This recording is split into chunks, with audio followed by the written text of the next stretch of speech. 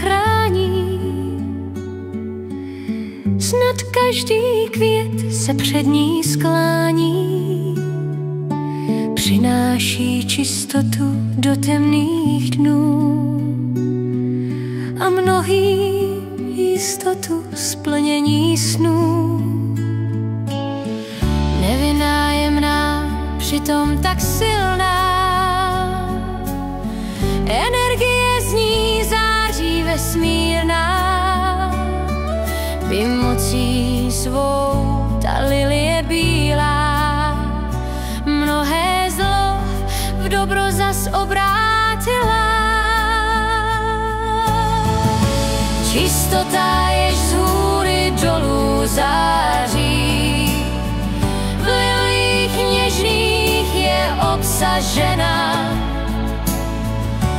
Nabádá, ať zlé už nevytváří na světě žádná skutečná žena. Je květem, který nikdy neprosí, protože moc světla v sobě nosí. Není hlasitá, není divoká, však lásky touha je v ní hluboká. Když truchlíš, dává útěchu tichou, soucítí, avšak nedme se pýchou. O zvláštní smrt i zrození nové, svatební obřad, dění světové. Čistota, jež z hůry dolů září, v lilích něžných je obsažena. Nabádá, ať zlé už nevytváří na světě žádná skutečná žena. Vidíš jí v očích šlechetné ženy, která svým jasem přináší změny. Pravdu a lásku všem kolem líčí, přináší nové a staré ničí. Vůně má silnou tak jako vůli, mnohé se na ní dělí a půlí. Vane z ní důstojnost, klid a krása, jak v kapkách rosy ukrytá spása. Čistota, jež z hůry dolů září, v lilích něžných je obsažena.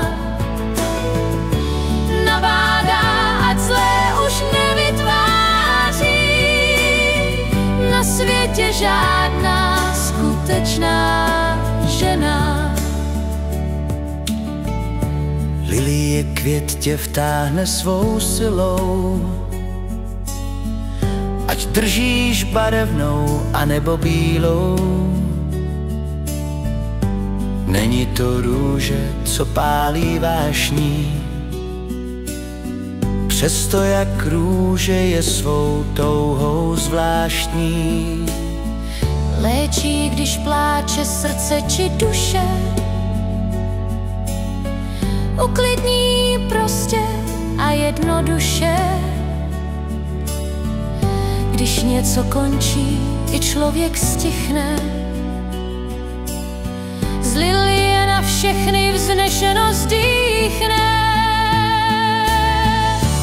Čistota, jež z hůry dolů září, v lilích něžných je obsažena.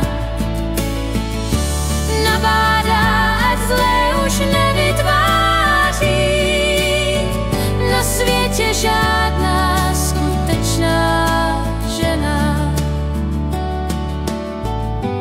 Bílá lilie je znamením čistoty, to by měl pochopit každý a snad i ty.